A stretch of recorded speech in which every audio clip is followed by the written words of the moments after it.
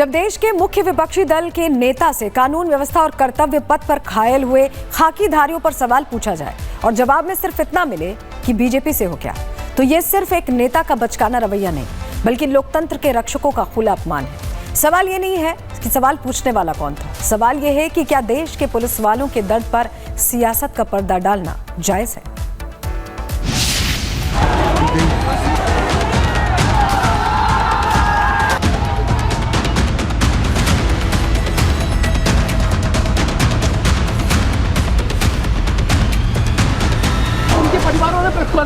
भैया बीजेपी के हो गया? खाकी के जख्मों पर राजनीति क्यों? उनके परिवारों ने प्रेस कॉन्फ्रेंस की। भैया बीजेपी के हो गया? उनके परिवारों ने प्रेस कॉन्फ्रेंस की। भैया बीजेपी के हो गया?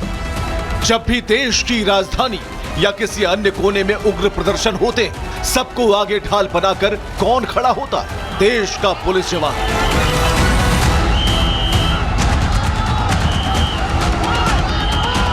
पत्थरबाजी में लहूलुहान होते सिर, जलती गाड़ियां और पसलियों पर लगती चोटें, ये सब वे अपनी जान जोखिम में डालकर झेलते हैं। लेकिन हैरानी तब होती है जब देश के एक बड़े नेता जो खुद को संविधान का रक्षक होने का दावा करते हैं, घायल पुलिसकर्मियों के हाल पर संवेदना के दो शब्द तक नहीं बोलते।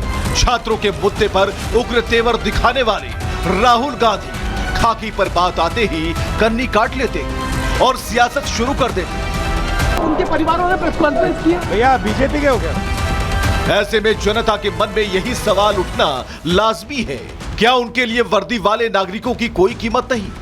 राहुल की यह संवेदनहीनता तब देखने को मिली जब दिल्ली में बीते दिनों हुए प्रदर्शन में घायल पुलिस जवानों के परिजनों ने आज प्रेस कॉन्फ्रेंस में अपना दर्द साझा किया। इस प्रदर्शन में भड़की हिंसा में पुलिस के कई जवान घायल हुए थे।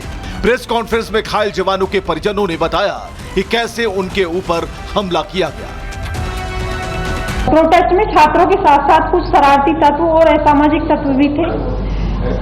उन्होंने पुलिस फोर्स पर जो पुलिस फोर्स ने संसद की सुरक्षा के लिए बैरिकेडिंग की गई थी उसको तोड़ दिया और पुलिस फोर्स पर चप्पलों, जूतों और पत्थरों से पुलिस फोर्स पर हमला किया।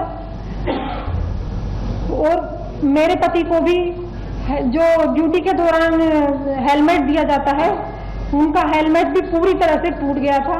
20 जुलाई की रात, देर रात जब वो घर पहुंचे चोटिल हालत में, वो क्षण मेरी और मेरी बेटी 2 साल की बेटी के लिए बहुत ही दर्दनाक, बहुत ही ट्रॉमेटिक था।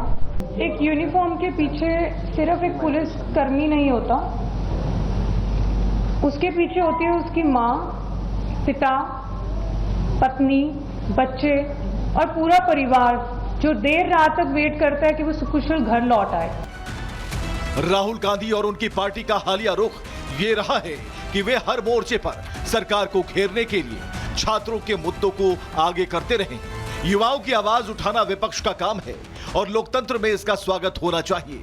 लेकिन समस्या तब खड़ी होती है जब विरोध प्रदर्शन उग्र हो जाते हैं, पुलिसकर्मियों पर हमले किए जाते हैं और विपक्षी नेता इस हिंसा पर मौन साध लेते हैं। ये राहुल गांधी कहाँ थे? विदेश यात्रा पर थे।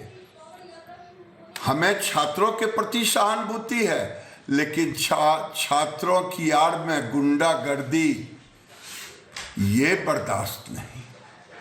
क्या पुलिस वालों को परिवार नहीं है?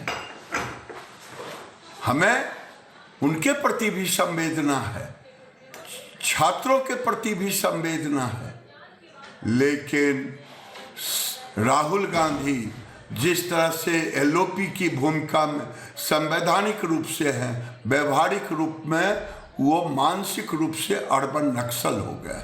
साफ है, जब किसी तीखे और असहज सवाल का जवाब ना सूझे तो हर बात को सीधे सत्ता पक्ष या विरोधी दल से जोड़ देना आज की राजनीति का सबसे आसान फॉर्मूला है। राहुल गांधी का बीजेपी से हो क्या वाला अंदाज बताता है कि वे जनता या मीडिया के तीखे सवालों का सामना करने से कतराते हैं। सवाल है कि क्या पुलिस वाले किसी पार्टी के होते हैं? क्या उनके दर्द का कोई रंग या एजेंडा होता है?